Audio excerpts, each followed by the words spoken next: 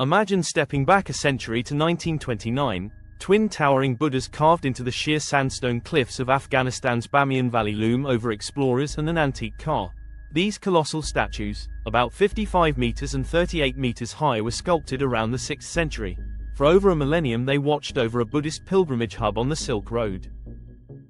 Then, on a cold March morning in 2001, the Taliban blew them apart as idolatrous. The world gasped, but even in ruin, the Buddha's story endures, stirring questions about history, art, and heritage that still resonate today.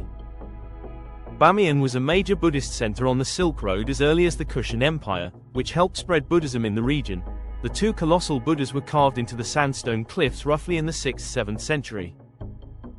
Carbon dating shows the eastern Buddha, approximately 38 meters tall, was carved in 570 CE, and the western Buddha, approximately 55 meters tall, was carved in 618 CE. These dates coincide with the period when Hephthalite, White Hun, principalities ruled in Takharistan and northern Afghanistan. The Bamiyan Valley was dotted with Buddhist monasteries, shrines and caves. The Chinese pilgrim Xuanzang visited Bamiyan in 630 CE and described several tens of monasteries with several thousand monks in the valley, all following a Hinayana tradition, specifically the Lokottravada school of the Mahasamika. The Buddhas were among the world's tallest standing Buddha statues.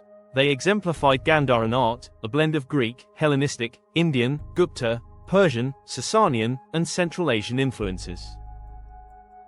UNESCO inscribed the Bamiyan Valley, including the Buddha's niches and caves, as a World Heritage Site in 2003.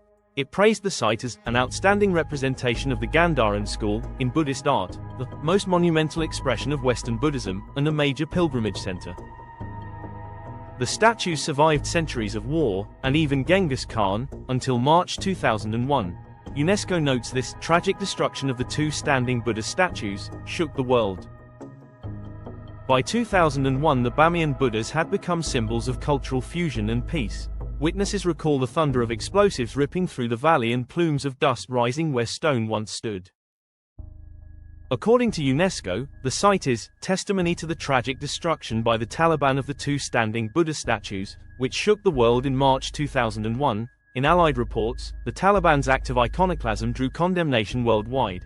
As one historian notes, the 1,400-year-old statues were blown up as idolatrous, provoking an uproar across the globe. The empty niches left behind have since become haunting reminders of that loss, silent caverns echoing a vanished legacy. In other words, even without the figures themselves, the cultural landscape endures. The valley's story spans the first 13th centuries, reflecting a crossroads of civilizations. Its art and architecture bear Indian, Hellenistic, Roman and Sasanian influences. UNESCO cites Bamiyan as the most monumental expression of Western Buddhism, a place of pilgrimage and religious significance. The surviving caves still hold faded frescoes and statues, and the remains of ancient monasteries testify centuries of worship. In 2003, UNESCO declared the cultural landscape of Bamiyan a World Heritage Site, recognizing its outstanding universal value as an exceptional testimony to Gandharan Buddhist art and Silk Road exchange. The site remains on the danger list, but its integrity is partly intact. Art and Islamic fortresses stand among the cliffs, preserved against time and turmoil. Even amid Afghanistan's turmoil, Bamiyan has become a focus of renewal efforts. In 2023, Italy announced that it would resume a major UNESCO-funded restoration project in the valley. The scheme, halted after the Taliban's 2021 takeover, aims to consolidate cliff faces, safeguard relics and improve visitor infrastructure. It will also train about 100 local Afghans in conservation skills, providing much-needed jobs during a humanitarian crisis. As one UNESCO spokesperson explains, the goal is not only to protect monuments but to empower the community, making heritage stewardship a sustainable source of livelihood for generations. Surprisingly, some current Taliban officials have embraced the need to protect Bamiyan. Taliban Deputy Culture Minister Ataqullah Azizi told The Washington Post that Bamiyan and the Buddhas are of great importance to our government, just as they are to the world. Provincial officials hope tourism, 58 cents entry for locals, €3.47 for foreigners, will stimulate the economy.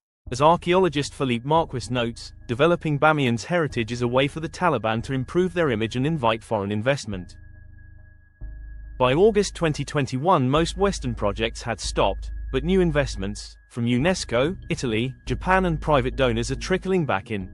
In short, Bamiyan has become a symbolic test. Its conservation measures how much Afghanistan has changed since 2001. As one coordinator puts it, protecting Bamiyan's heritage is equal to measuring the distance between the Taliban today and that of 2001. The crumbling cliffs of Bamiyan still whisper of a rich, shared history. The Buddhas themselves are gone, but their legacy remains, in the art of the caves, in the valley's memory, and in the international efforts to remember them. Today Bamiyan stands as a powerful lesson, a cautionary tale of cultural destruction, but also a beacon of hope for reconciliation through heritage. Will the Buddhas of Bamiyan ever truly rise again? Should we try to rebuild them from old plans, or leave the empty niches as a silent testament? What do you think? Share your thoughts below. And for more mysteries of the past, subscribe to Chronicle Crafter.